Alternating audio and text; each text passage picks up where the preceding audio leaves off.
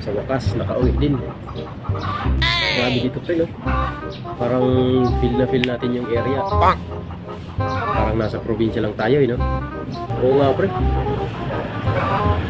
Parang yung ano mo, yung pakiramdam mo, parang wala ka sa Maynila. Nasa ano ka lang, nasa probinsya ulit. Pero alam mo pre, may tanong ako sa'yo. Ano naman yun pre? Ang parte ng babae ang pinakamalambot. Parte ng babae na pinakamalambot? Oo. Halos lahat naman ng parte ng babae pre malambot. Ito. Bilbil.